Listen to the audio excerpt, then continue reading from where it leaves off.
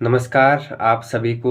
आप सभी 12BC डिडिहाट की देवतुल्य जनता को और उत्तराखंड की समस्त जनता को मैं प्रणाम करता हूं, नमस्कार करता हूं। और आज का वीडियो संदेश बेहद ख़ास है। यह ख़ास इसलिए है क्योंकि आज मैं बात उन ड्राइवर भाइयों की करना चाहता हूं जो सुबह तड़के निकल जाते हैं सवारी की खोज में और हर व्यक्ति को अपने स्थान से दूसरे गंतव्य स्थान तक पहुंचाना और क्या कहते हैं व्यक्ति का सामान इधर से उधर ले जाना उनकी जिम्मेदारी भी होती है।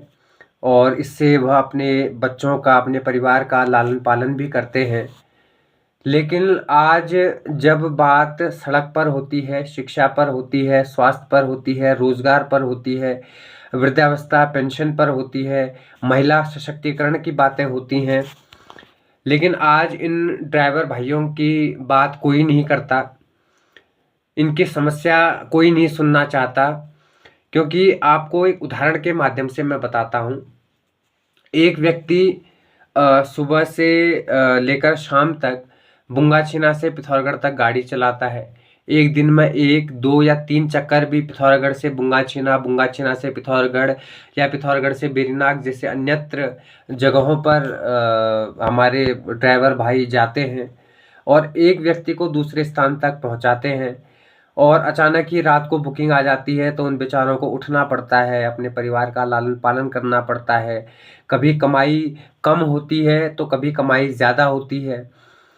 लेकिन जब वह अपनी एक ऐसी अवस्था पर आ जाते हैं, 60 साल या 65 साल, 70 साल, जब वह काफ़ी एजेड हो जाते हैं और गाड़ी नहीं चला पाते हैं, तो उनके सर पर एक जिम्मेवारी आ जाती है। वो सोचते हैं कि भाई लड़का भी हमारा कमा रहा है और कोई लड़के तो नहीं भी कमा पाते हैं। तो इसमें उनको जब उनके स्वास्थ्य पर दिक्कत होती है, जब उनके आने वाले भविष्य पर वो सुखी ज़िंदगी बिताना चाहते हैं, तो इस पर तो सरकारी ड्राइवरों को तो तनख्वाह मिलती है, लेकिन क्या उन प्राइवेट ड्राइवरों को तनख्वाह मिलती है जो एक समय तक बहुत अरसे समय तक गाड़ी चलाने के बाद वृद्धावस्था में सुख से अपनी ज़िंदगी को जी नहीं पाते हैं।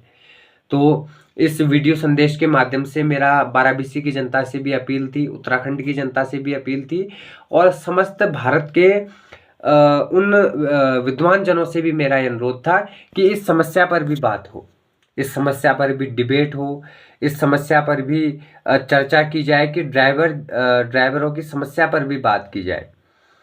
और मैं ड्राइवरों का समर्थन इसलिए करना चाहता हूं क्योंकि इन बेचारे ये लोग इतनी मेहनत करते हैं दिन रात। 1-2 सवारी मिलती हैं, कभी 3-4 सवारी मिलती हैं और आजकल तो सभी के पास निजी वाहन हो चुके हैं अपने, और निजी वाहन से आदमी एक से दूसरे स्थान तक जाता है। तो आप मेरे इस विचार से सहमत हैं तो कमेंट बॉक्स में अपने विचार ज़रूर दीजिएगा। लेकिन इन ड्राइवर भाइयों के बारे में ज़रूर सोचिएगा कि इन ड्राइवर भाइयों को भी पेंशन सुविधा मिलनी चाहिए, स्वास्थ्य सुविधाएं इनको बेहतर मिलनी चाहिए सरकार की तरफ से। तो ये मेरा अनुरोध है। एक आवाज़ उन ड्राइवर भाइयों के नाम, डिडिहाट के सभी ड्राइवर भाइयों के नाम, पिथौरागढ़ के सभी ड्राइवर भाइयों के नाम, उत्तराखंड के सभी ड्राइवर भाइयों के नाम और पूरे देश के सभी ड्राइवर भाइयों के नाम। जय हिंद, जय भारत।